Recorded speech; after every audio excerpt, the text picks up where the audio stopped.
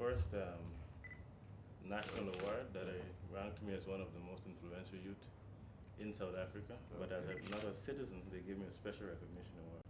Okay. As non able to do leadership with the government to the common man industry. But he had asked me. But first, we just probably have a photo with the president, and then I'll give him. There's one with me giving him the book. Could you probably take one of the Alex. You don't need that. Leave that there.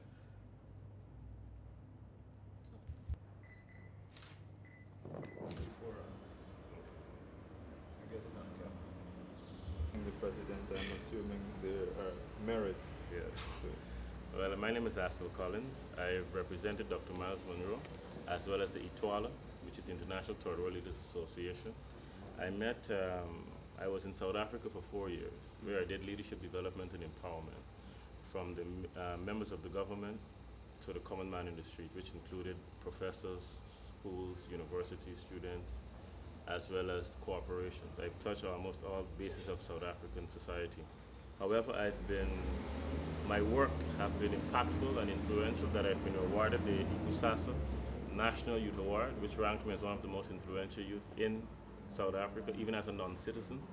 So my return to Guyana was to give or to lend my contributions to the nation and see however I can serve my nation before honoring or accepting any other invitations to go abroad.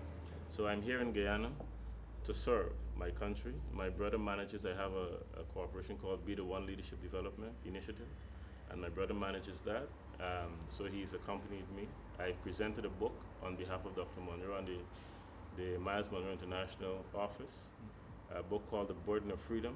And most of us, we are not free, or we're not experientially free, because we do not understand what freedom is. And that book would help our nation, well, it's in the hands of our leader, to see how best we can appropriate freedom, that the nation experiences freedom.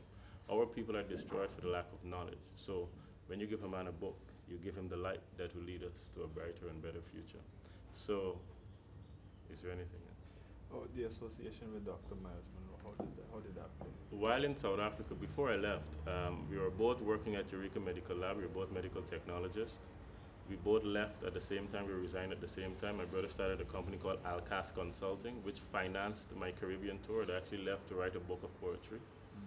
I ended up in the Bahamas, where Dr. Monroe has a global leadership summit. I was invited to South Africa by a contingent that was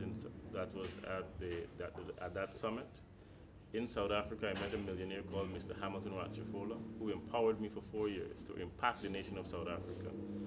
But before that, my brother had financed my Caribbean tour as well as my ticket to South Africa and back. So he's an integral part of my rise, my influence, my impact. I could not have done it without him. And more so, he is here in Guyana assisting me to do what I need to do. So what's the title of the book? The book is called The Burden of Freedom.